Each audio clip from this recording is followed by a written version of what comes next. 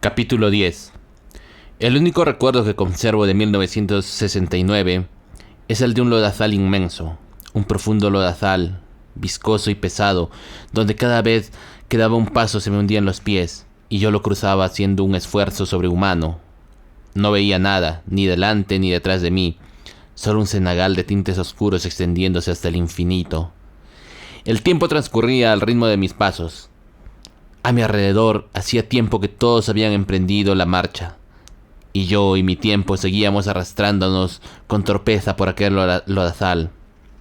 A mi alrededor, el mundo estaba a punto de experimentar grandes transformaciones.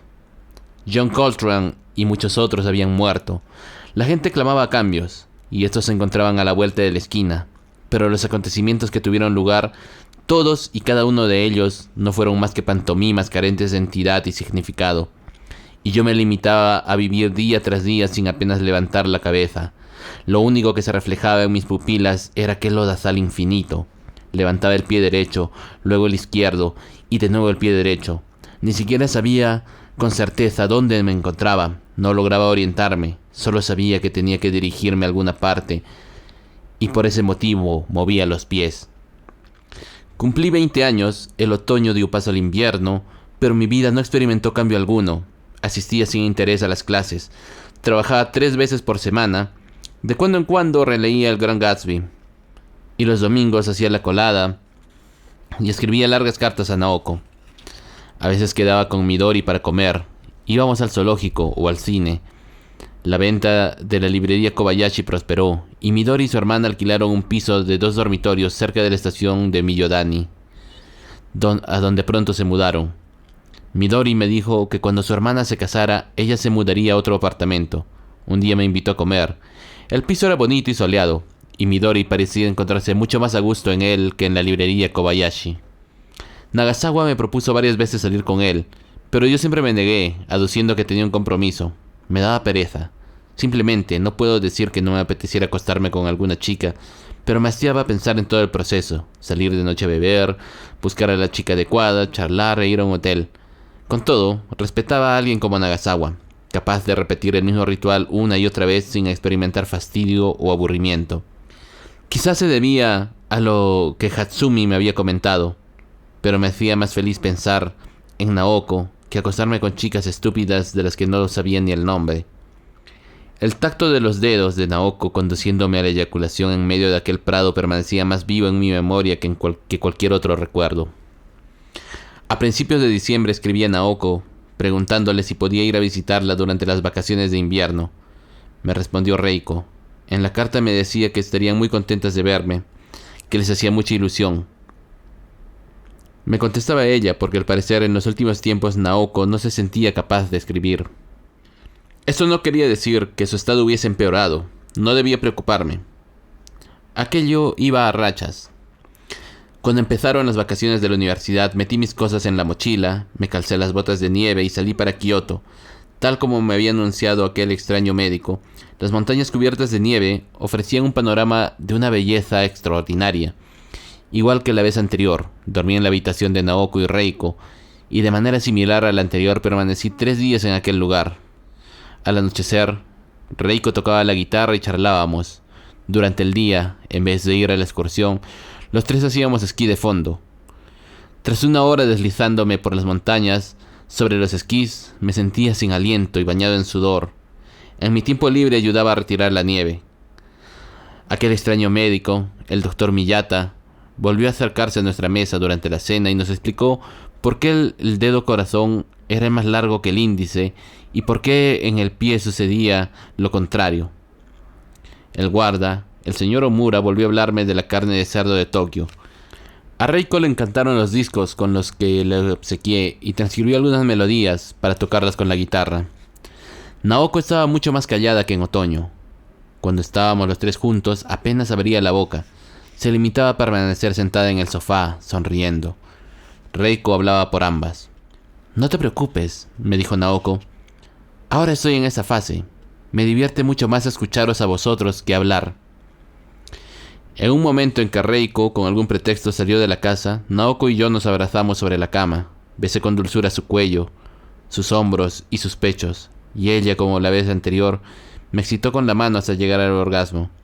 Al abrazarla, después de eyacular, le dije que a lo largo de aquellos 2 meses no había podido olvidar el tacto de sus dedos y que me había masturbado pensando en ella. ¿No te has acostado con nadie?, me preguntó. No, le dije.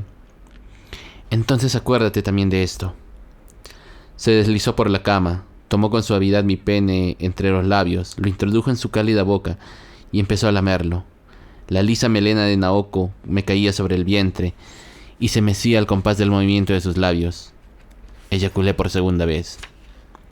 ¿Podrás recordarlo?, me preguntó Naoko. Lo recordaré siempre, le dije. La traje hacia mi pecho, introduje los dedos bajo sus bragas y le acaricié la vagina, pero estaba seca. Naoko hizo un gesto negativo con la cabeza y me retiró la mano. Permanecimos un momento abrazados en silencio. Cuando acabe este curso, pienso dejar la residencia y buscarme un apartamento en alguna parte, le dije. Ya me he hartado de vivir allí, y con mi trabajo de media jornada me alcanzará el dinero. Si quieres, podríamos vivir juntos. ¿Qué te parece? No es la primera vez que te lo propongo. Gracias. Estoy muy contenta de que me lo hayas pedido, contestó Naoko. Este no es un mal sitio, es tranquilo. Reiko es una buena persona, pero no me gustaría quedarme aquí para siempre. Se trata de un sitio demasiado especial para permanecer en él demasiado tiempo. Me da la impresión de que cuanto más tiempo esté uno aquí, más le cuesta salir. Naoko enmudeció y dirigió la mirada a otro lado de la ventana. Fuera no se veía más que nieve. Unas nubes amenazadoras surcaban el cielo, bajas y pesadas. Entre el cielo y la tierra cubierta de nieve se abría una estrecha franja. Piénsatelo, dije. En todo caso, yo no me mudaré hasta marzo. Puedes venirte conmigo cuando quieras. Naoko asintió. La abracé cariñosamente como si fuera un frágil objeto de cristal. Ella me rodeó el cuello con los brazos. Yo estaba desnudo. Ella llevaba unas bragas blancas. Su cuerpo era hermoso. Jamás me hubiera cansado de mirarlo. ¿Por qué no me humedezco?, susurró Naoko. Solo me pasó una vez. Aquel día de abril cuando cumplí 20 años. Aquella noche en que tú me tomaste entre tus brazos. ¿Por qué no puedo? ¿Por qué? Es algo psicológico. Se solucionará con el paso del tiempo. No hay por qué impacientarse. Todos mis problemas son psicológicos, reflexionó Naoko. Si no logro estar húmeda en toda mi vida, si no puedo hacer el amor en toda mi vida, ¿me seguirás queriendo? ¿Podrás aguantar que te lo haga siempre con la mano y con la boca? ¿O piensas solucionarlo acostándote con otras mujeres? Soy una persona optimista, dije. Naoko se incorporó en la cama. Se pasó la camiseta por la cabeza. Se puso la camisa de franela y los vaqueros, y yo también me vestí. Deja que lo piense, me pidió Naoko. Y tú también piénsatelo bien. Eso haré. Por cierto, me ha gustado mucho tu felación. Naoko se ruborizó y sonrió. Kizuki también me lo decía. Ya veo que nuestras opiniones e intereses coinciden, me reí. En la cocina, mesa por medio, hablamos del pasado mientras tomábamos una taza de café. Naoko hablaba cada vez más de Kizuki. Charlaba entrecortadamente, eligiendo las palabras. Nevó y dejó de nevar, pero el sol no salió un solo instante durante aquellos 3 días. Creo que podré volver en marzo, le prometí al despedirnos. Luego la abracé por encima del grueso abrigo y la besé. Adiós, se despidió Naoko. Llegó 1970, un año con resonancias desconocidas que puso en un definitivo punto final a mi adolescencia, y empecé a hollar en un lodazal bien distinto. Aprobé los exámenes finales con relativa facilidad. Dado que no tenía otra cosa que hacer, acudía a clase casi todos los días, y por lo tanto, aunque no estudiara demasiado, me resultaba fácil aprobar. En la residencia hubo problemas. Los activistas de cierto partido ocultaron cascos y barras de hierro en los dormitorios y tuvieron algunas escaramuzas con los integrantes del equipo deportivo, adeptos al director, a resultas de lo cual 2 estudiantes resultaron heridos y otros 6 fueron expulsados. Las repercusiones del incidente se dejaron notar hasta mucho después y se sucedieron pequeñas peleas casi a diario. En la residencia reinaba una atmósfera opresiva y todo el mundo tenía los nervios a flor de piel. Incluso a mí estuvieron a punto de pegarme a los del equipo deportivo. Pero, gracias a la intervención de Nagasawa, el asunto se solucionó. Aquel era el momento de abandonar la residencia. En cuanto acabaron los exámenes, empecé a buscar piso. Una semana después encontré un lugar adecuado en las afueras de Kichijoji. Las comunicaciones no eran buenas, pero se trataba de una casita muy acogedora. Podía considerarse un verdadero hallazgo. Se hallaba en un rincón apartado de una gran propiedad, como casita del jardinero, y estaba separada de la casa principal por un jardín bastante descuidado. El propietario usaba la fachada principal y yo la trasera, lo que me permitía preservar la privacidad. Contaba con un dormitorio, una cocina pequeña, un baño, un armario más amplio de lo que podía desear. Incluso tenía un porche que daba al jardín. Me lo alquilaron por una cantidad más que razonable, bajo la condición de que si al año siguiente un nieto de los dueños venía a Tokio, yo dejaría la casa. Los dueños, un anciano matrimonio muy agradable, me dijeron que hiciera lo que quisiera, que ellos no me darían problemas. Nagasawa me ayudó en la mudanza. Alquiló una furgoneta. Cargamos allí mis trastos y, tal como me había prometido, me regaló una nevera, un televisor y un termo grande. Me iban a ser muy útiles. 2 días después, él también abandonó la residencia para trasladarse al barrio Mita. Watanabe, no creo que nos veamos durante un tiempo. Cuídate, me dijo al separarnos. Sin embargo, ya te conté que en una ocasión que tengo la sensación de que, dentro de mucho tiempo, volveremos a encontrarnos en un lugar extraño. Eso espero. Por cierto, ¿recuerdas esa noche en que intercambiamos las chicas? Era mejor la fea. Estoy de acuerdo contigo. Empecé a reírme. Cuida de Hatsumi. Hay pocas personas tan buenas como ella, y es más vulnerable de lo que parece. Sí, ya lo sé, asintió. Por eso, creo que lo mejor sería que después de mí, fueras tú quien se hiciera cargo de ella. Apuesto que os iría muy bien. ¿Bromeas? Me quedé atónito. Bromeo, concedió Nagasawa. En fin, que seas feliz. Gracias por todo. Tú también eres bastante cabezota. Y creo que saldrás adelante. ¿Puedo darte un consejo? Claro. No te compadezcas de ti mismo. Eso solo lo hacen los mediocres. Lo tendré en cuenta, dije. Nos dimos la mano y nos separamos. Él se dirigió hacia su nuevo mundo y yo volví a mi lodazal. 3 días después de la mudanza, le escribí una carta a Naoko. Le describí mi nueva vivienda y le conté lo aliviado que me sentía al haberme zafado de los líos de la residencia y al no tener que aguantar a tantos estúpidos. Aquí podré empezar una nueva vida con nuevos ánimos. Al otro lado de la ventana se extiende el amplio jardín, el lugar de encuentro de los gatos del vecindario. Cuando no tengo nada que hacer, me tumbo en el porche y los observo. No sé cuántos hay, pero vienen a montones. Se ponen a dormitar al sol. No parece que les guste demasiado mi presencia, pero el otro día les di un trozo de queso seco y algunos se acercaron y comieron medrosamente. Quizás acabemos haciéndonos amigos. Entre ellos hay un macho a rayas con la oreja cortada que me recuerda al director de la residencia. Incluso me hace temer que de un momento a otro vaya a izar la bandera nacional en el jardín. Queda más lejos la universidad, pero una vez empiece las asignaturas específicas de mi carrera, no tendré clases por las mañanas y no creo que haya problema. Además, como puedo leer en el tren, tal vez salga ganando. Ahora trataré de buscar por aquí cerca un trabajo de media jornada, que no sea muy pesado, y así recuperaré mi vida cotidiana. Volveré a darme cuerda todos los días. No tengo prisa, pero la primavera es una buena estación para empezar una nueva vida. Me encantaría irme a vivir contigo a partir de abril. Si quieres, podrías volver a la universidad, si todo fuera bien. Y si no quieres que viviéramos juntos, puedo buscarte un apartamento por aquí cerca. Lo más importante es que estemos cerca el uno del otro. Por supuesto, no solo estoy pensando en la primavera. Si tú prefieres el verano, también me parece bien, no hay problema. ¿Me escribirás diciéndome qué opinas sobre todo esto? A partir de ahora voy a trabajar más horas para cubrir los gastos de traslado. Irse a vivir solo cuesta mucho dinero. He tenido que comprar cazuelas, vajillas, un poco de todo. Pero en marzo estaré libre y te visitaré sin falta. Me dirás qué días prefieres que vaya. Me ajustaré a tu calendario. Tengo muchas ganas de verte. Espero tu respuesta. Durante los 2 o 3 días siguientes compré todos los utensilios domésticos que necesitaba en las tiendas de Kichijoji y empecé a cocinar en casa platillos sencillos. En una carpintería pedí que me cortaran unas maderas y me hice una mesa de trabajo. De momento, decidí comer en casa. Construí unas estanterías, reuní especias y condimentos. Una gatita blanca de unos 6 meses se encariñó conmigo y venía a casa a comer. La llamé Gaviota. Cuando me hube instalado, fui al centro del barrio. Encontré trabajo en una empresa de pinturas y durante 2 semanas trabajé a jornada completa de ayudante de pintor. Me pagaban decentemente, pero el trabajo era muy duro y el disolvente me provocaba mareos.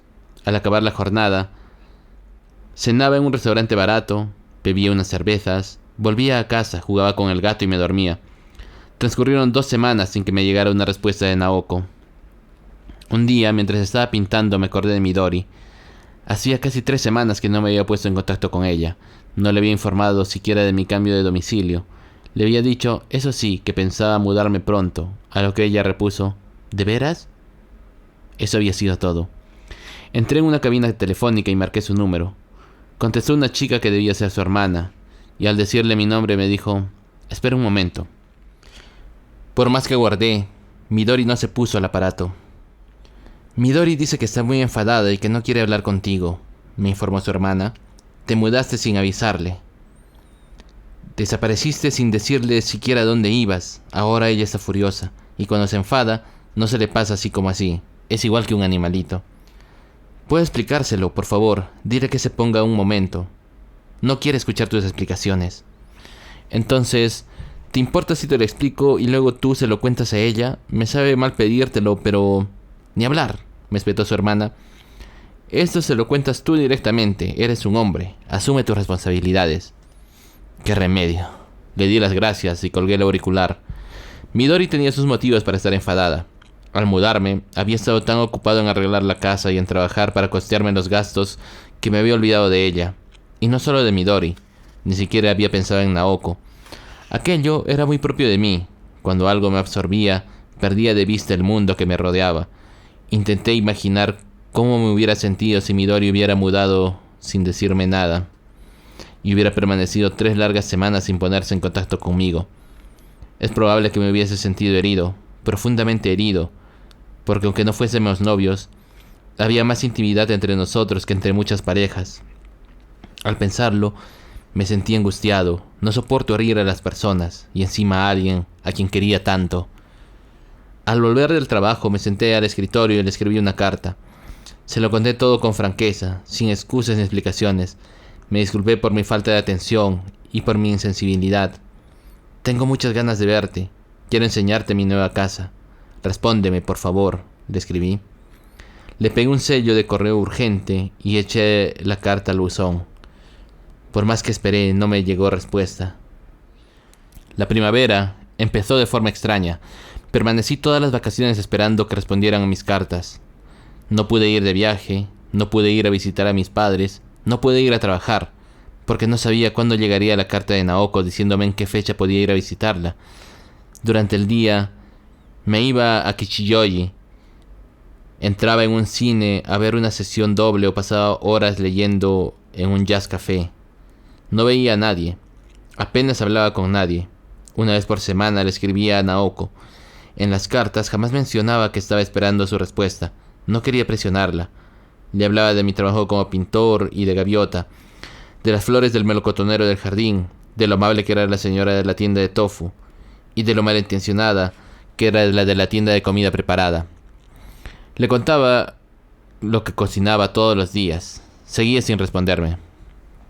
Cuando me hartaba de leer y de escuchar música, cuidaba el jardín. Le pedí prestados al dueño un escobón, un rastrillo, una pala, unas tijeras de podar, y fui arrancando las malas hierbas, recortando los frondosos arbustos.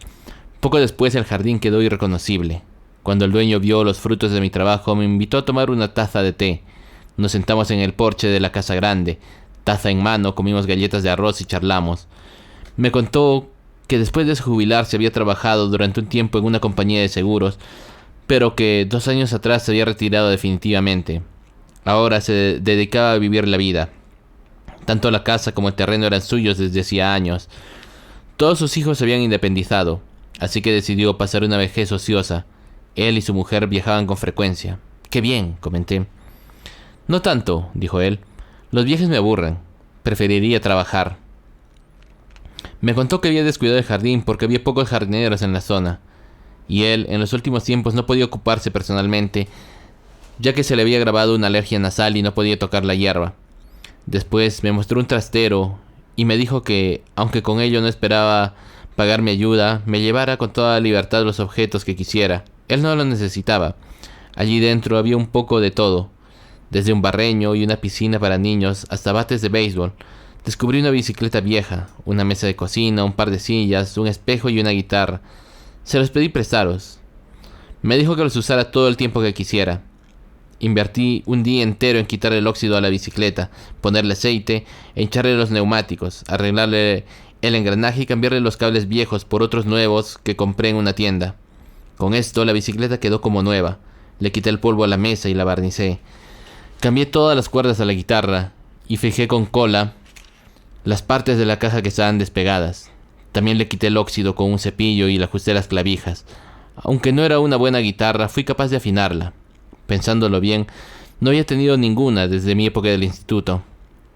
Me senté en el porche y fui punteando despacio, de memoria, Up on the Roof de The Drifters, que había aprendido tiempo atrás. Me asombró que aún recordaba la mayoría de acordes.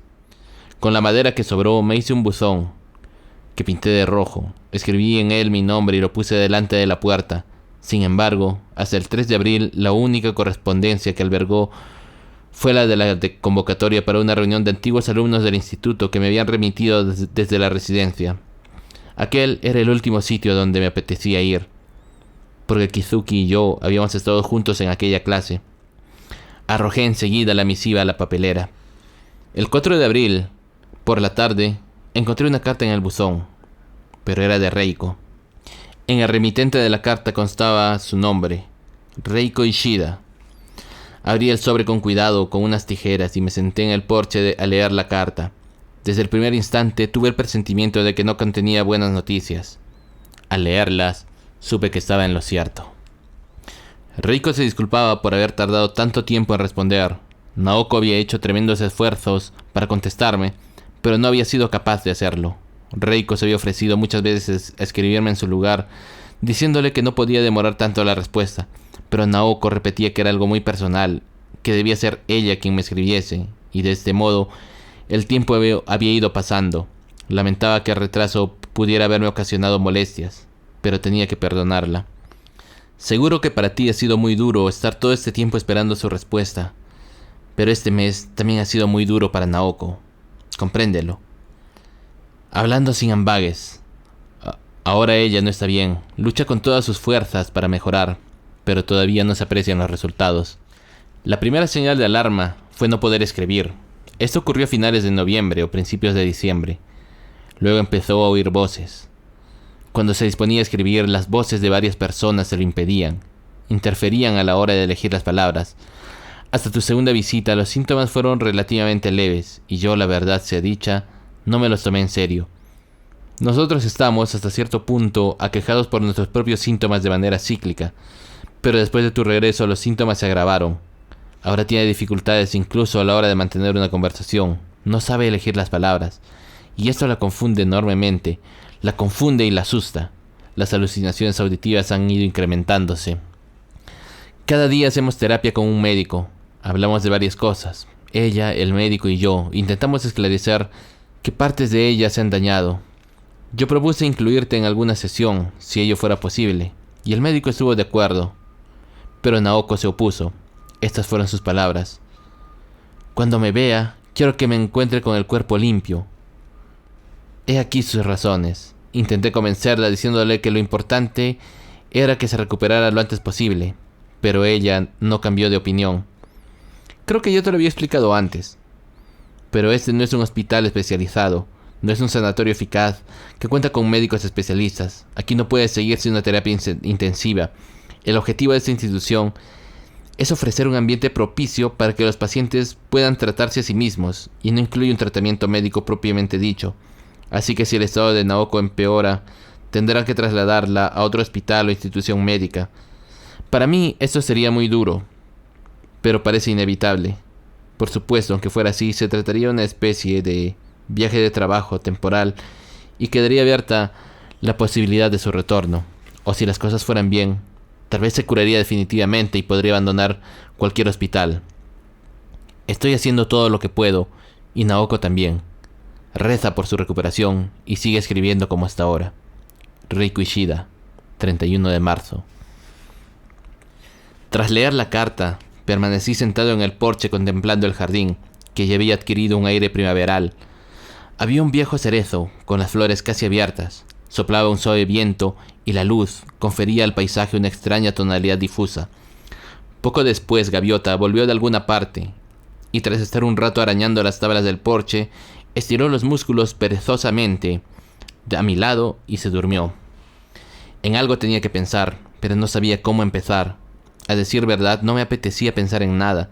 Decidí que ya llegaría el momento en que me sentiría impelido a hacerlo, y que entonces lograría pensar con calma. Ahora no quería pensar en nada.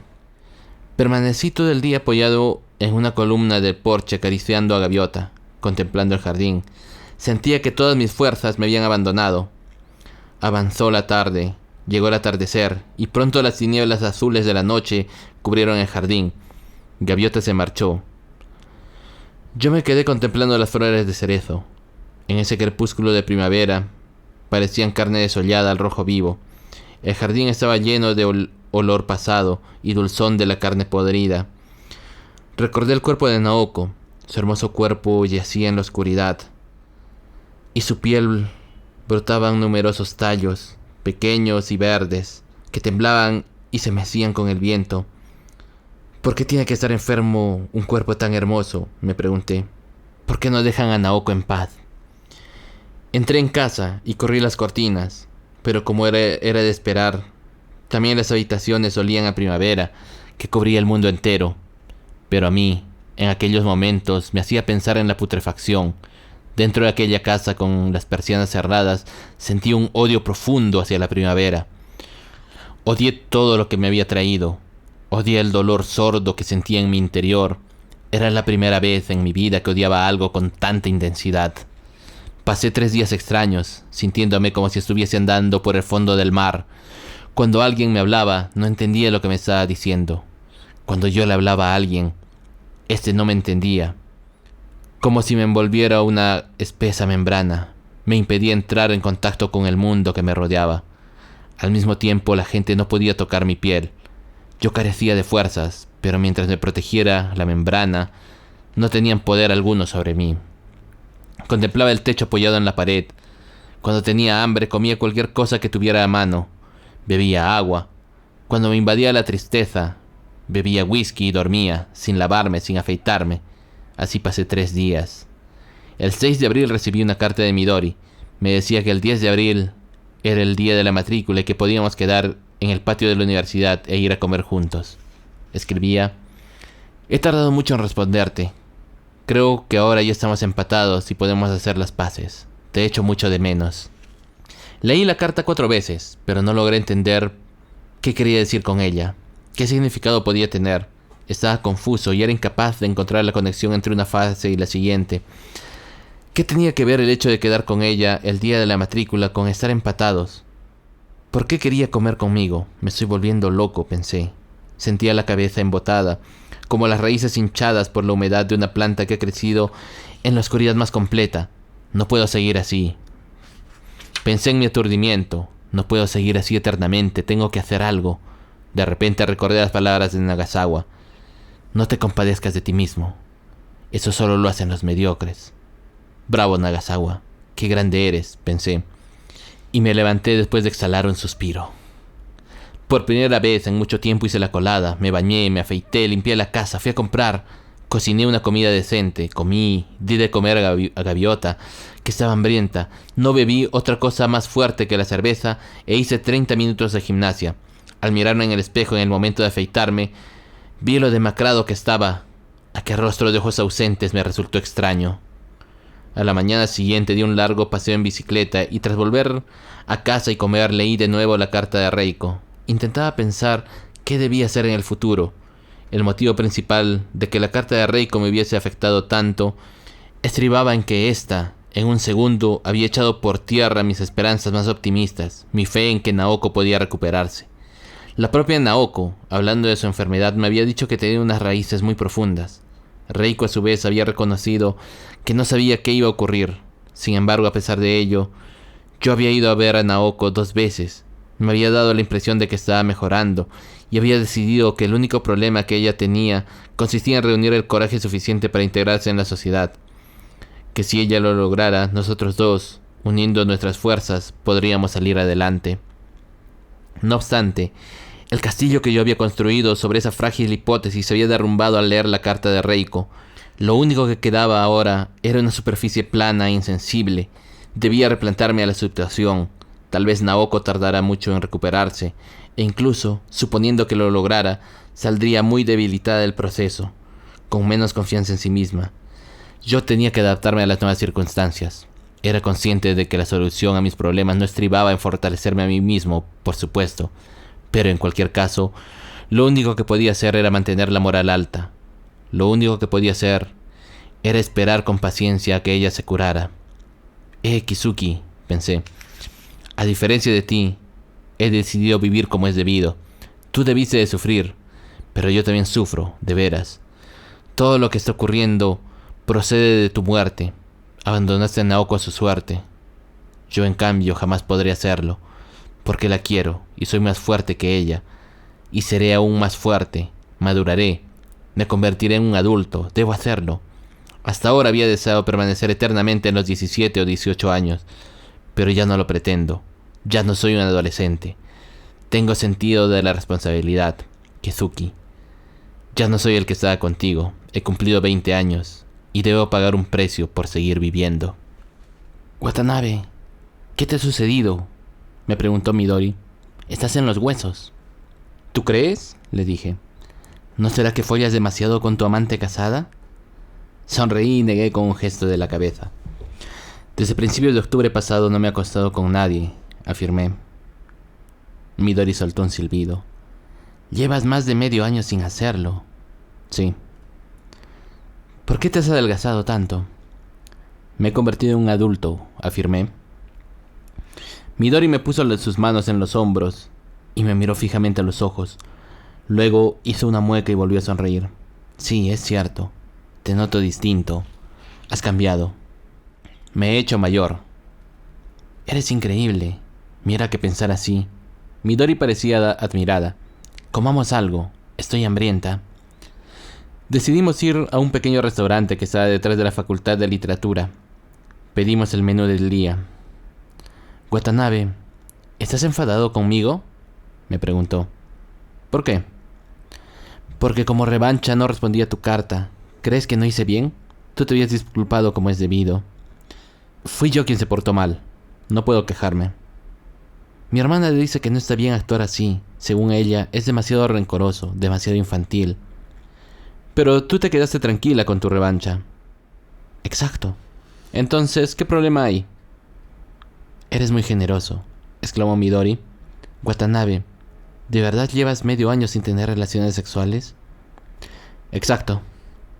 La vez que me abrazaste en la cama debías de tener muchas ganas de hacerlo. Tal vez. Pero no lo hiciste. Porque tú ahora eres mi mejor amiga y no quiero perderte, dije. Aquel día, si tú me hubieras acosado, no me hubiera negado. Me faltaban fuerzas para ello.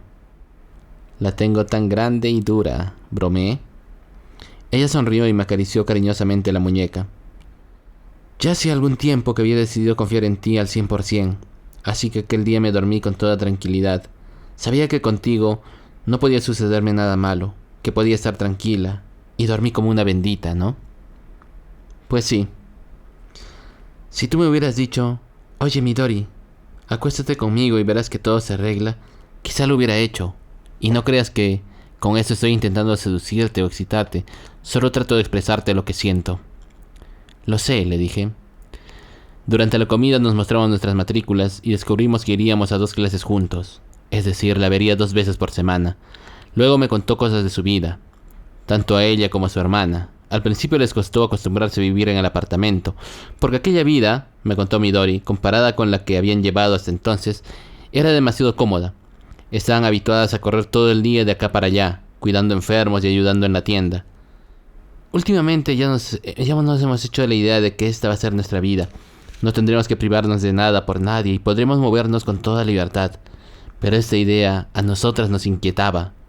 Nos sentíamos como si estuviéramos flotando a 2 o 3 centímetros del suelo, no sé. Nos daba la impresión de que era mentira, de que era una vida tan fácil que no podía ser real. Y las dos estábamos tensas, esperando que la situación cambiara de un momento a otro. Las hermanas sufridoras. Me reí. Hasta ahora todo ha sido tan cruel, continuó Midori. Pero de aquí en adelante vamos a recuperar el tiempo perdido. Conociéndote seguro que lo lograréis, comenté. ¿Qué hace ahora tu hermana? Una amiga suya acaba de abrir una tienda de accesorios en Omotesando. Y ella le ayuda 3 veces por semana. Además, aprende cocina, sale con su novio, va al cine, hace el vago, disfruta la vida. Midori me preguntó por mi nueva vida. Yo le hablé de la distribución de las habitaciones, de lo amplio que era el jardín, de Gaviota, mi gata y de mi casero. ¿Te diviertes?, me preguntó. No lo paso mal, dije. Pues a mí no me lo parece, la verdad. Pese a estar en primavera, pese a llevar ese precioso jersey que te ha hecho tu novia. Sorprendido miré el jersey morado que llevaba puesto. ¿Cómo lo sabes? Eran simples suposiciones, hombre. Midori se sorprendió. No estás bien, ¿me equivoco? Al menos intento animarme. Piensa que la vida es como una caja de galletas. Negué varias veces con un gesto de la cabeza y me quedé mirándola. Quizás sea un poco tonto, pero a veces no te entiendo. En una caja de galletas hay muchas clases distintas de galletas. Algunas te gustan y otras no. Al principio te comen las que te gustan y al final solo quedan las que no te gustan. Pues yo, cuando le estoy pasando mal, siempre pienso, tengo que acabar esto cuanto antes, ya vendrán tiempos mejores, porque la vida es como una caja de galletas. Eso es filosofía. Pero es cierto, yo he aprendido de manera empírica, dijo Midori.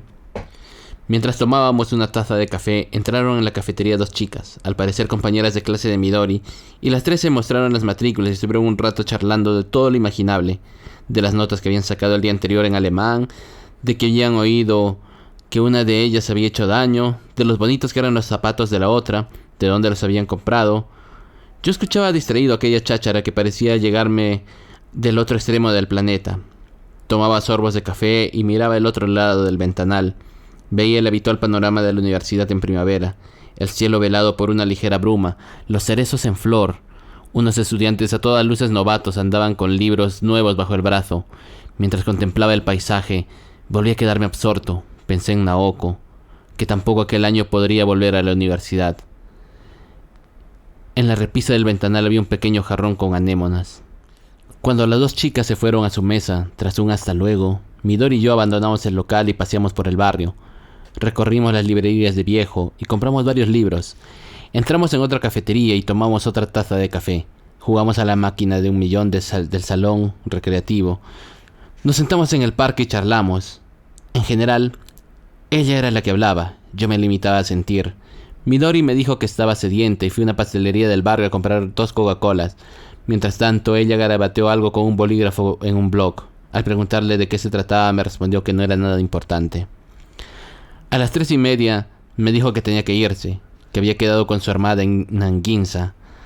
Los 2 caminamos hasta la estación de metro y allí nos despedimos. En el instante de separarnos, ella me introdujo una hoja de papel doblada en 4 en el bolsillo del abrigo. Me dijo que la leyera al regresar a casa. La leí en el tren. Te estoy escribiendo esta carta aprovechando que has ido a comprar unas Coca-Colas. Es la primera vez en mi vida que le escribo una carta a alguien que está sentado en un banco a mi lado, pero es la única manera que he encontrado para comunicarme contigo, porque apenas escuchas lo que digo, ¿no es cierto? Hoy me has hecho algo terrible. No te has dado cuenta siquiera de que me he cambiado el peinado, ¿verdad? Después del tiempo que he tardado en dejarme crecer el pelo, a finales de la semana pasada por fin logré hacerme un peinado más o menos femenino, pero tú no te has dado cuenta. Y yo que pensaba que estaba bastante mona y que después de estar tanto tiempo sin vernos te sorprenderías. Pero no te has fijado. Esto es el colmo, ¿no crees? Quizás no recuerdes la ropa que llevaba puesta. Yo soy una chica. Por más cosas que tenga en la cabeza, podrías prestarme un poco más de atención. Hubiera bastado con una frase del estilo: ¿te sienta bien ese peinado? Te hubiera perdonado que fueras a la tuya, que pensaras en, qué sé yo. Por eso te he dicho una mentira. No es cierto que haya quedado con mi hermana en Ginza. Hoy pensaba pasar la noche en tu casa. Dentro del bolso llevo el pijama y el cepillo de dientes. Ja, ja, ja. Parezco idiota. Si no me has invitado, en fin, te importa un rábano y por lo visto quieres estar solo, así que te dejaré en paz. Quémate las cejas pensando en lo que te da la gana. No creas que estoy enfadada contigo, solo estoy triste. Porque tú has sido muy amable conmigo y a cambio no he sabido ayudarte. Tú siempre estás encerrado en tu propio mundo y cuando llamo a la puerta, toc, toc, te limitas a levantar la cabeza antes de volver a encerrarte. Ahora te acercas con las Coca-Colas. Parece que tengas la cabeza en las nubes. He deseado que tropezaras, pero no te has caído. Ahora acabas de sentarte a mi lado. Te estás bebiendo la Coca-Cola a sorbos. Deseaba que al volver hubieras caído en cuenta y al fin me dijeras: anda, pero si te has cambiado el peinado. Pero no ha habido suerte. Si te hubieras fijado, hubiera roto esta carta y hubiera dicho: vámonos a tu casa, te haré una buena cena. Y luego nos iremos a la cama los dos muy juntitos. Pero eres tan insensible como una plancha de hierro. Adiós. Postdata. A partir de ahora, aunque me veas en clase, haz el favor de no dirigirme la palabra. La llamé por teléfono desde la estación de Kichijoji, pero no respondió nadie. Como no tenía nada que hacer, recorrí el barrio buscando algún trabajo que pudiera compaginar con las clases de la universidad. Los sábados y domingos tenía el día libre. Los lunes, miércoles y jueves podía trabajar a partir de las 5 de la tarde. Sin embargo, no me fue fácil encontrar un trabajo que se adecuara a mi agenda. Desistí y regresé a casa. Y cuando fui a hacer la compra para la cena, volví a telefonear a Midori. Se puso su hermana y me dijo que Midori todavía no había vuelto y que no sabía cuándo regresaría. Le di las gracias y colgué el auricular. Después de cenar me dispuse a escribirle una carta, pero tras intentarlo varias veces sin éxito, acabé escribiendo a Naoko. Le conté que había llegado la primavera y que con ella empezaba el nuevo curso. Le dije lo mucho que le echaba de menos y que hubiera querido verla y hablar con ella, pero había decidido ser fuerte. Ese era el único camino que se abría ante mí. Además, tal vez sea un problema mío y a ti te dé lo mismo, pero ya no me acuesto con nadie, porque no quiero olvidar el tacto de tu piel. Para mí aquellos instantes son mucho más preciosos de lo que puedas imaginarte. Siempre pienso en ellos. Metí la carta en el sobre, le pegué un sello, me senté a la mesa y permanecí un rato con la mirada clavada en ella. La carta era mucho más breve que de costumbre, pero me dio la impresión de que, de este modo, lograría transmitirle mejor mis sentimientos a Naoko. Me serví unos 3 centímetros de whisky, que bebí de 2 tragos y me dormí. Al día siguiente encontré un trabajo para los sábados y domingos, cerca de la estación de Kichijoji. Era un trabajo de camarero, en un restaurante italiano, y el sueldo no era nada del otro mundo. Pero el almuerzo y los desplazamientos estaban incluidos. Los lunes, miércoles y jueves sustituía a los camareros del turno noche que libraban, cosa que sucedía con frecuencia. El encargado me prometió que pasados los 3 primeros meses me subiría el sueldo y podría empezar a trabajar el sábado de la semana siguiente. Aquel hombre parecía mucho más honesto y cabal que el estúpido encargado de la tienda de discos. Cuando telefoneé al apartamento de Midori, volvió a ponerse su hermana. Ella esta vez me dijo que Midori no había aparecido desde el día anterior y me preguntó si yo tenía idea de dónde podía estar. Lo único que yo sabía era que llevaba un pijama y un cepillo de dientes en el bolso. La vi en clase desde el miércoles. Vestía un jersey de color de la Artemisa y las gafas oscuras que solía llevar en verano. Estaba sentada en la última fila, hablando con una chica bajita con gafas que había visto antes. Me acerqué y le dije que después de la clase quería hablar con ella. La chica de las gafas me miró y a continuación la miró a ella. Efectivamente, el peinado de Midori era mucho más femenino que tiempo atrás. He quedado, negó con la cabeza. No te entretendré mucho, solo serán 5 minutos, dije. Midori se quitó las gafas y entornó los ojos. Parecía estar mirando una casa en ruinas a 100 metros de distancia. No quiero hablar contigo, lo siento. La chica de las gafas me miró como diciendo, no quiere hablar contigo, lo siente. Me senté en el extremo derecho de la primera fila. Atendí las explicaciones del profesor. Generalidades sobre la obra de Tennessee Williams y su importancia en la literatura americana. Y una vez terminada la clase, conté despacio hasta 3 y me volví hacia atrás, pero Midori ya había desaparecido. Sin duda, abril es el peor mes para estar solo. En abril a mi alrededor todo el mundo parecía feliz. La gente se quitaba los abrigos y charlaba en los rincones soleados, jugaba con la pelota, se enamoraba. Yo estaba completamente solo. Naoko, Midori, Nagasawa, todos se habían alejado de mí. No tenía a quien decirle buenos días u hola. Incluso echaba de menos a Tropa de Asalto. Pasé el mes de abril en esta triste soledad.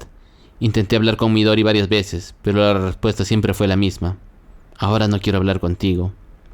Y por el tono de su voz, comprendí que lo decía en serio. Casi siempre la encontraba con la chica de las gafas, o si no, con un chico alto de pelo corto. El chico tenía las piernas muy largas y llevaba siempre botas blancas de baloncesto. Cuando terminó abril, llegó el mes de mayo. Mayo fue mucho peor que abril. En mayo, en plena primavera, ya no pude evitar sentir cómo se estremecía y temblaba mi corazón. Solía ocurrirme al atardecer. En la pálida oscuridad impregnada del suave aroma de las magnolias, en mi corazón, sin previo aviso, empezaba a henchirse, a estremecerse, a temblar, atravesado por un pinchazo. En estos momentos cerraba los ojos y apretaba los dientes con fuerza, y esperaba a que pasara poco a poco, despacio, este dolor se alejaba, y dejando tras de sí un dolor sordo. Cuando esto sucedía, escribía a Naoko. Le hablaba de cosas maravillosas, placenteras, hermosas, del olor de la hierba, del agradable aire de primavera, de la luz de la luna, de las películas que había visto, de las canciones que me gustaban, de los libros que me habían emocionado. Y al releer estas cartas me sentía reconfortado. Creía que vivía en un mundo maravilloso. Escribí muchas cartas como esta. Naoko y Reiko jamás respondieron. En el restaurante donde trabajaba conocí a un chico de mi edad llamado Ito. Era un chico tranquilo y callado. Estudiaba pintura al óleo en la Facultad de Bellas Artes. Pasó bastante tiempo antes de que empezáramos a hablar, pero a partir de cierto día adoptamos la costumbre de ir, después del trabajo a un bar del barrio, a tomar una cerveza y charlar. A él también le gustaba leer y escuchar música. Nuestra conversación giraba alrededor de estos dos temas. Era un chico delgado y alto, con el pelo más corto y aspecto más pulcro de lo que en aquella época solían tener los estudiantes de Bellas Artes. No era muy comunicativo, pero tenía las ideas y los gustos muy claros. Le gustaban las novelas francesas, leía a Georges Bataille y a Boris Vian. Solía escuchar a Mozart y a Ravel. Al igual que yo, buscaba un amigo con quien hablar de sus aficiones. En una ocasión me invitó a su apartamento. Era una casa de una planta, de construcción peculiar, situada detrás del parque de Inokashira, llena de útiles de pintura y de lienzos. Le pedí que me enseñara algún cuadro suyo, pero se negó diciendo que le daba vergüenza. Bebimos el Chivas Regal que había sisado de la casa de su padre, y asamos pescado seco en un horno de tierra, que comimos escuchando un concierto para piano y orquesta de Mozart, interpretado por Robert Casadeau. Ito era de Nagasaki, donde había dejado una novia.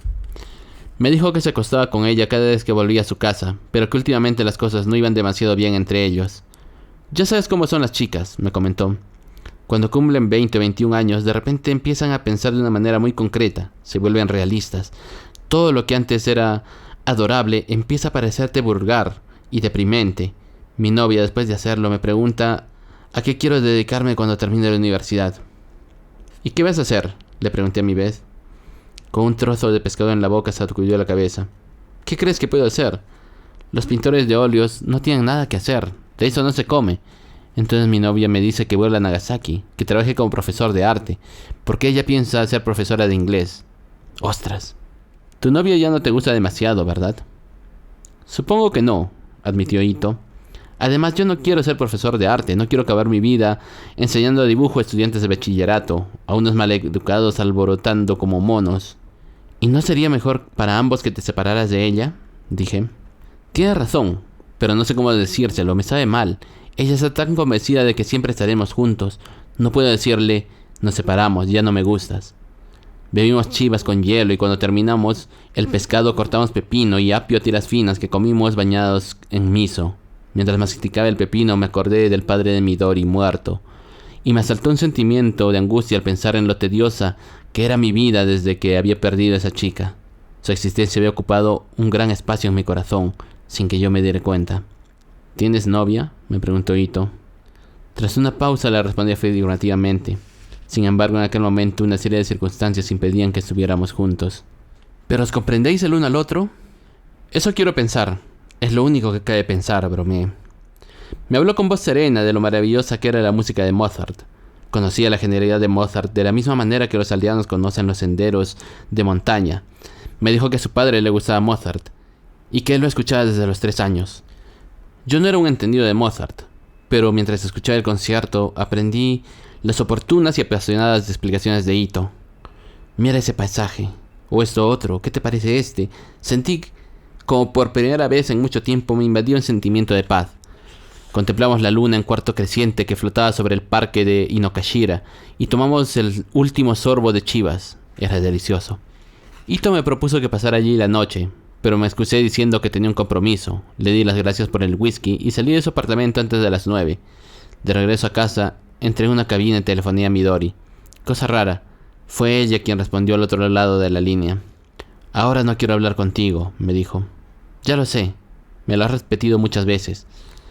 Pero no quiero que nuestra relación acabe de este modo. Eres una de las pocas amigas que tengo y para mí es muy duro no verte. ¿Cuándo podré hablar contigo? Es lo único que quiero saber. Seré yo quien te hable, llegado el momento. ¿Estás bien?, le pregunté. Sí, exclamó, y colgó. A mediados de mayo recibí una carta de Reiko. Gracias por tus cartas. A Naoko le encantan. Me deja leerlas. No importa, ¿verdad?, que yo también las lea. Siento haber estado tanto tiempo sin poder escribirte. A decir verdad, estaba agotada y no había ninguna buena noticia que darte. Naoko no está bien. El otro día su madre vino de Kobe y hablamos con ella. Naoko, un médico especialista y yo, finalmente han optado por trasladarlo a un hospital especializado donde pueda recibir terapia intensiva y, a tenor de los resultados, decidir si podrá volver acá. Naoko dice que preferiría quedarse. Si se marcha le echaré de menos y estaré preocupada por ella, pero la verdad es que cada vez ha sido más difícil tratarla. Normalmente no hay problema, pero de cuando en cuando su estado emocional se vuelve muy inestable y en esos momentos no puedo apartar los ojos de ella, porque no sé nunca lo que puede ocurrir. Tiene unas alucinaciones auditivas muy violentas y se encierra en sí misma. Por todo esto me parece que por ahora lo más conveniente es que ingrese en un centro adecuado y que allí se someta a una terapia. Es triste, pero no hay más remedio. Tal como te dije antes, hay que tener paciencia. Ir desenredando la madeja, hilo a hilo sin perder la esperanza. Por más negra que esté la situación, el hilo principal existe. Sin duda, cuando uno está rodeado de tinieblas, la única alternativa es permanecer inmóvil hasta que sus ojos se acostumbren a la oscuridad. Cuando recibas esta carta, Naoko ya estará en el otro hospital. Siento no habértelo comunicado antes, pero todo ha sucedido muy deprisa. Es un buen hospital, allí hay buenos médicos. Te anoto la dirección. A partir de ahora, envíale las cartas allí.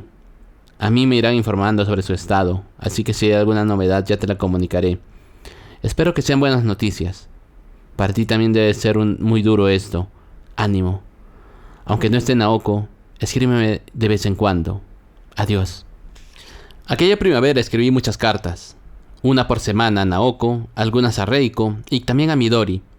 Las escribía en clase o en casa, sentado a mi mesa de trabajo, con gaviota subida a mi regazo. O las escribía en mis ratos libres, sentado a la mesa del restaurante italiano donde trabajaba. Confiaba en que esa carta evitara que mi vida se rompiera en pedazos. Le escribí a Midori. Al no poder hablar contigo, estos meses de abril y mayo han sido muy duros y solitarios para mí. No recuerdo haber vivido jamás una primavera tan amarga. Hubiera preferido 3 febreros seguidos. No creo que sirva de nada decírtelo ahora, pero el nuevo peinado te sienta muy bien. Estás muy guapa. Ahora trabajo en un restaurante italiano y el cocinero me ha enseñado a cocinar espaguetis. Me gustaría que los probaras. Iba a la universidad todos los días. Trabajaba en el restaurante italiano 2 o 3 veces por semana. Hablaba con Ito de libros y música. Leí varios libros de Boris Vian que él me prestó. Escribía cartas, jugaba con gaviota, cocinaba espaguetis, cuidaba del jardín y me masturbaba pensando en Naoko y veía muchas películas. A mediados de junio, Midori volvió a hablarme. Habíamos estado 2 meses sin decirnos nada. Al terminar la clase se sentó a mi lado y permaneció un rato en silencio con la mejilla apoyada en la palma de la mano. Al otro lado de la ventana llovía. Era la lluvia vertical, sin viento, propia de la estación de las lluvias, que lo empapaba todo de manera uniforme. Aún después de que los otros estudiantes se hubieran ido, Midori seguía callada e inmóvil. Luego sacó un cigarrillo Marlboro del bolsillo de la chaqueta tejana. Se lo llevó a los labios y me entregó una caja de cerillas. Yo encendí una cerilla y prendí el cigarrillo. Midori, frunciendo los labios, lentamente me echó una bocanada de humo a la cara. ¿Te gusta mi peinado? Es precioso. ¿Cuánto?, preguntó Midori. Es tan bonito que podría derribar todos los árboles de todos los bosques de la tierra, le dije. ¿Lo piensas de veras? Sí. Midori se quedó mirándome a los ojos un momento y me tendió la mano derecha. Yo la presioné. Ella pareció sentir un alivio mayor del que yo sentía. Tiró la colilla al suelo y se levantó. Comamos algo. Estoy hambrienta. ¿Dónde? En el comedor de los grandes almacenes Takashiyama, en Nihonbashi. ¿Por qué quieres ir tan lejos? A veces me apetece ir a esos sitios. Así que cogimos el metro y fuimos hasta Nihonbashi. Dado que había estado lloviendo durante toda la mañana, los grandes almacenes estaban casi desiertos. Dentro olía tierra mojada. Nos dirigimos al comedor en el sótano, y tras estudiar atentamente la comida expuesta en el escaparate, nos decidimos por un Maku no Uchibento. Pese a ser la hora del almuerzo, el comedor no estaba lleno. Hace tiempo que no comía en unos grandes almacenes. Comencé tomando un sorbo de té en una de esas tazas blancas y lisas que se encuentran solo en estos comedores. A mí me gusta, dijo Midori. Me da la sensación de estar haciendo algo especial. Quizás sea porque de niña mis padres apenas me traían. A mí me da la impresión de que siempre debía de estar metido en sitios así, porque a mi madre le encantaban los grandes almacenes. ¡Qué suerte! ¿Qué quieres que te diga? A mí no me gustan demasiado. No es eso. Tuviste suerte de que se ocuparan tanto de ti. Soy hijo único, dije. Yo de niña pensaba que cuando fuera mayor iría sola a los grandes almacenes y comería hasta hartarme todas las cosas que me gustaran. Es patético. Estar comiendo a 2 carrillos tú sola en un lugar así. No es muy divertido. Tampoco puede decirse que la comida sea deliciosa. Son restaurantes tan grandes y siempre están tan llenos. Y hay ruido. Además el aire está cargado.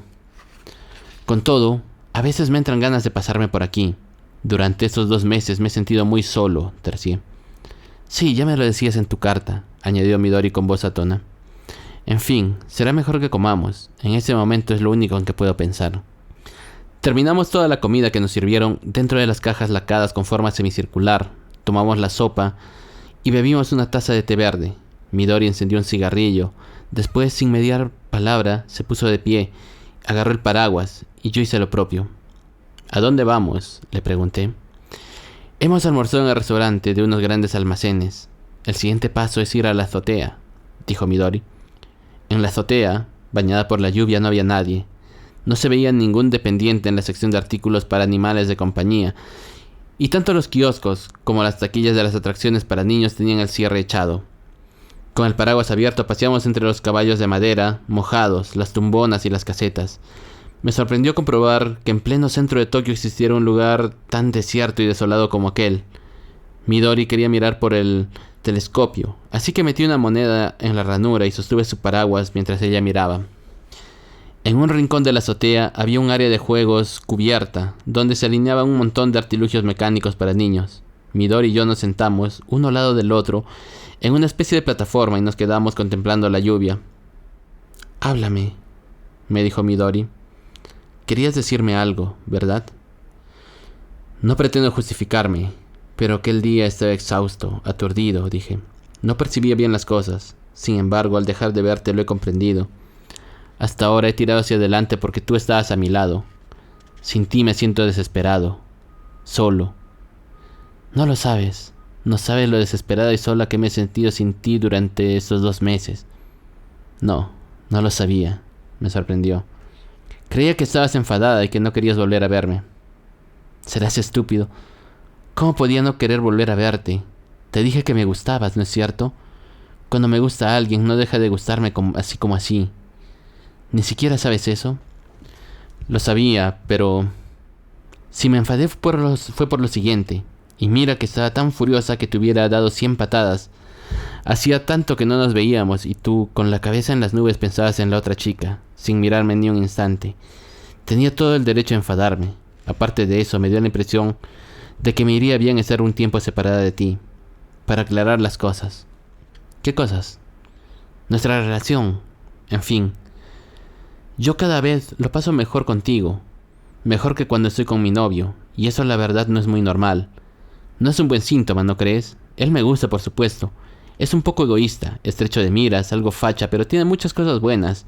Y es el primer chico que me ha gustado. Pero tú eres alguien muy especial. Cuando estoy contigo, siento que nos entendemos, confío en ti, me gustas, no quiero dejarte escapar. Ese día me marché furiosa, así que le pregunté a él, con toda franqueza, qué creía que debía hacer. Y me dijo que no te viera más, y que si volvía a verte, rompiera con él. ¿Y qué hiciste? Rompí con él, así de simple. Se llevó un cigarrillo a los labios, lo encendió cubriendo la cerilla con una mano e inhaló una bocanada de humo. ¿Por qué? ¿Por qué?, gritó Midori. ¿Estás mal de la cabeza? Sabes el modo condicional de los verbos ingleses, entiendes las progresiones, puedes leer a Marx. ¿Por qué esto no lo entiendes? ¿Por qué me lo preguntas? ¿Por qué le haces decir esto a una chica? Rompí con mi novio porque me gustas más que él. Yo hubiera querido enamorarme de un chico más guapo, pero ¿qué vamos a hacerle? Me he enamorado de ti. Intenté decir algo, pero se me hizo un nudo en la garganta y no pude articular palabra. Midori arrojó la colilla en un charco. No pongas cara de espanto, me deprimes. Tranquilo, ya sé que te gusta otra chica. No espero nada del otro mundo, pero abrázame.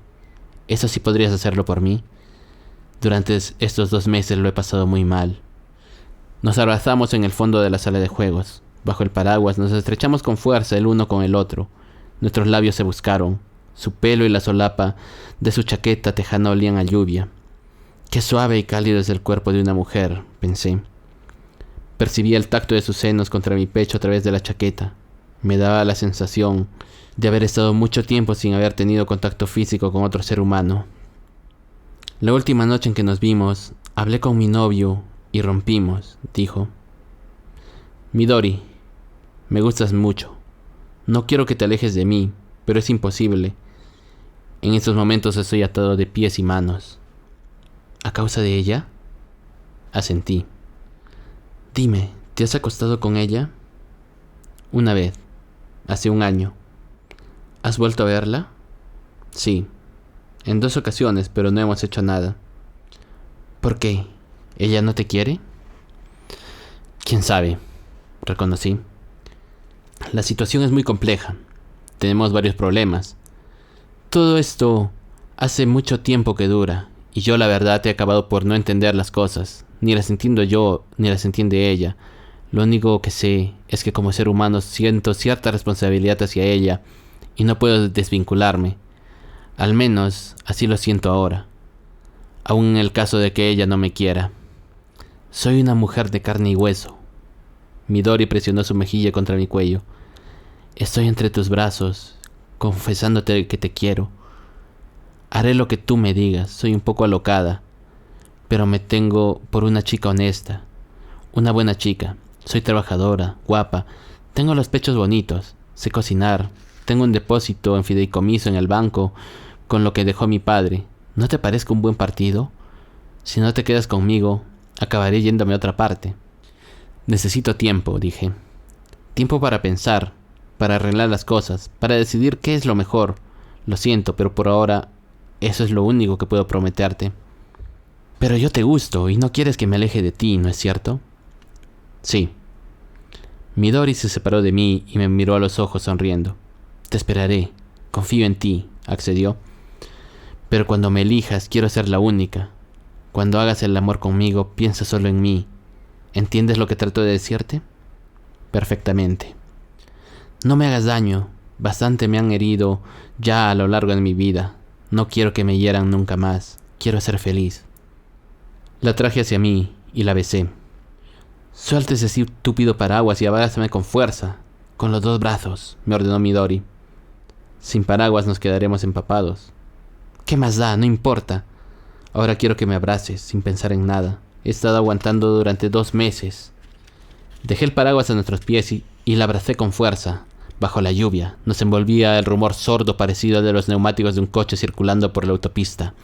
La lluvia seguía cayendo en silencio, incansable, empapándonos el pelo, rodando por nuestras mejillas como lágrimas, tiñendo de oscuro la chaqueta tejana de Midori y mi chaqueta forrada de nylon amarillo. ¿Vamos bajo cubierto?, dije. Ven a casa, no hay nadie. Si no, pillaremos un resfriado. Y que lo digas. Parece que hayamos cruzado un río a nado. Midori se rió. Estoy muy contenta.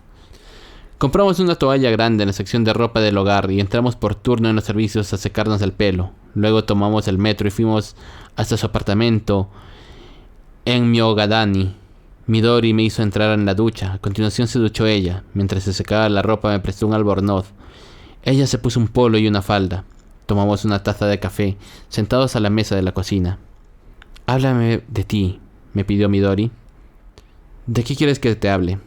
«No lo sé. Dime cosas que detestes». «Detesto el pollo, las enfermedades venéreas y los barberos que hablan demasiado». «¿Y qué más?» «Las noches solitarias de abril y los tapetes con puntillas de encaje debajo de los teléfonos». «¿Y qué más?» Sacudí la cabeza. «No se me ocurre nada más». «Mi novio, es decir, mi exnovio, no podía soportar un montón de cosas. Odiaba que yo llevara faldas demasiado cortas, que fumara, que me emborrachara, que dijera groserías, que criticara a sus amigos. Si hay algo de mí que no te guste, dímelo con franqueza, y si puedo corregirlo, lo haré». «No hay nada que no me guste», negué con la cabeza tras reflexionar unos instantes. «Nada». «¿De verdad?» «Me gusta la ropa que llevas, me gusta lo que haces, lo que dices, cómo andas, cómo te emborrachas, todo». «¿Te gusta como soy?» «No sé cómo cambiarías, así que me va bien como eres». «¿Cuánto te gusto?» «Como para convertir en una mantequilla a todos los tigres de las junglas del mundo entero». «Ah». Midori quedó satisfecha. «¿Me abrazas otra vez?» Nos abrazamos sobre la cama de su dormitorio, entre las sábanas, oyendo cómo caía la lluvia. Unimos nuestros labios y hablamos de todo lo imaginable, desde la formación del universo hasta cómo nos gustaban los huevos duros. «¿Qué deben hacer las hormigas los días de lluvia?», preguntó Midori. «No lo sé», dije. «Tal vez hagan la limpieza del hormiguero u ordenen la despensa, porque las hormigas son muy trabajadoras». «Si lo son tanto, ¿por qué no han evolucionado y se han quedado tal como estaban?» «Tal vez su estructura corporal no sea apta para la evolución, en comparación con los monos, por ejemplo». «Vaya, me sorprendes. Hay un montón de cosas que no sabes», comentó Midori. «Creía que lo sabías todo de este mundo». «El mundo es muy grande», repuse. «Las montañas son altas, los océanos profundos». Midori metió la mano por debajo del albornoz y me agarró el pene erecto. Contuvo la respiración. «Watanabe, me sabe mal, pero esto no puede ser. Una cosa tan grande y tan dura no me cabe dentro. Imposible». «¿Bromeas?», suspiré. «Sí», Midori ahogó una risita. «No hay problema, tranquilo, creo que me cabe. ¿Puedo mirarlo?» «Haz lo que te plazca», dije. Ella desapareció bajo las sábanas. Estuvo un rato jugueteando con mi pene, tirando de la piel, sopesando los testículos con la palma de la mano. Luego asomó la cabeza entre las sábanas y tomó aire. «Me encanta. Y no es un cumplido», exclamó. «Gracias», agradecí educadamente. «Pero no quieres hacerlo hasta que tenga las cosas claras». «No es que no quiera. Me muero de ganas de hacerlo. Pero creo que no debo». «Eres un cabezota. Yo de ti lo haría y punto. Y una vez terminado pensaría». «¿Hablas en serio?» «No», susurró Midori. «Yo en tu lugar no lo haría. Esto es lo que me gusta de ti. Me gusta mucho. Muchísimo». «¿Cuánto te gusto?», pregunté. Pero ella, en vez de responder, pegó su cuerpo al mío. Posó sus labios sobre mis pezones y empezó a mover despacio la mano con que me hacía el pene. Lo primero que noté fue que Midori y Naoko movían la mano de forma muy distinta. Los movimientos de ambas eran dulces, maravillosos, pero diferentes. «Watanabe, ¿estás pensando en la otra chica?» «No, no estoy pensando en ella», mentí. «¿De verdad?» «Sí». «En momentos así no pienses en otras mujeres, ¿vale?» «No podría», dije. «¿Quieres acariciarme los pechos? ¿O ahí abajo?», me preguntó Midori. «Me encantaría, pero creo que es mejor que no lo haga. Tantos estímulos a la vez son excesivos para mí». Midori asintió y entre las sábanas se quitó las bragas y las puso en la punta de mi pene. «Puedes echarlo aquí». «Se te ensuciarán». «No digas chorradas. Se me saltarán las lágrimas». Midori puso voz lacrimosa. «Bastará con lavarlas. Así que no te reprimas y suelta todo lo que quieras. Si tanto te preocupa, me regalas unas nuevas. O quizá no quieres porque son mías». ¿Pero qué dices? Córrete, vamos, adelante. Después de eyacular estuvo estudiando mi semen. «Has sacado mucho», exclamó admirada. «¿Demasiado?» «No importa. Está bien así. Serás tonto. Tú echa tanto como quieras». Midori se rió y me estampó un beso. Al atardecer, se fue de compras por allí cerca y preparó la cena. Sentados a la mesa de la cocina, bebimos cerveza, comimos tempura y arroz con guisantes. «Watanabe come mucho y produce montones de semen», dijo Midori. «Luego haré que lo expulses con cariño». «Gracias. Conozco muchas técnicas. Cuando teníamos la tienda, las aprendí leyendo revistas femeninas. Resulta que las mujeres embarazadas no pueden hacerlo y hay suplementos especiales que enseñan qué deben hacer durante el embarazo para que el marido no se acueste con otras. Hay muchas maneras distintas, ¿no te hace ilusión?» «Sí». Tras despedirme de Midori, en el tren de vuelta a casa, desplegué la edición vespertina del periódico que había comprado en la estación, pero no me apeteció hojearlo. No comprendí las 4 líneas que me esforcé en leer. Con la vista clavada en una misteriosa primera página pensé en qué haría a partir de entonces y de qué modo cambiarían las cosas. Sentía como el mundo latía a mi alrededor. Exhalé un profundo suspiro y cerré los ojos. No me arrepentía de ninguno de mis actos de aquel día. Y estaba convencido de que, aun suponiendo que hubiese podido volver atrás, no hubiera corregido nada de lo que había sucedido. Hubiera estrechado a Midori entre mis brazos en la azotea bañada por la lluvia, y me hubiera quedado empapado y dentro de su cama sus dedos me hubieran hecho eyacular. No dudaba lo más mínimo sobre ello. Amaba a Midori, y me hacía feliz que ella hubiese vuelto a mi lado. Era probable que juntos saliéramos adelante. Y Midori, tal como me había dicho ella misma, era una mujer de carne y hueso, y su cuerpo cálido se había abandonado entre mis brazos. A duras penas había podido reprimir el violento deseo que me empujaba a desnudarla, a penetrarla y hundirme en su cálido interior. Había sido incapaz de detener aquellos dedos que rodeaban mi pene. Una vez había empezado a moverlos lentamente. Lo deseaba yo, y ella también lo deseaba. Nos amábamos desde hacía tiempo. ¿Quién podía evitarlo? Sí. Amaba a Midori. Probablemente antes ya debía de saberlo, pero lo había ignorado durante mucho tiempo. El problema residía en que no podía explicarle a Naoko estas nuevas circunstancias. En otro momento, tal vez lo hubiera probado, pero ahora era imposible decirle que me había enamorado de otra mujer. Aún amaba a Naoko, por más que aquel amor se hubiera torcido de una manera extraña. Yo la amaba todavía, sin duda, y el gran espacio que ella ocupaba en mi corazón permanecía intacto. Lo único que podía hacer era escribir a Reiko y confesárselo todo con franqueza. Llegué a casa, me senté en el porche y contemplando el jardín en una noche de lluvia, formulé varias frases dentro de mi cabeza. Después me senté en el escritorio y me puse a escribir. Tener que escribirte en esta carta me produce una gran tristeza, empecé. Le hice un somero resumen de cuál había sido mi relación con Midori desde entonces y le expliqué lo que había surgido aquel día entre nosotros.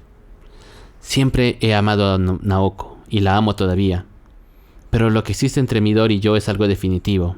Es una fuerza a la que me cuesta resistirme y me da la impresión de que seguirá arrastrándome en el futuro.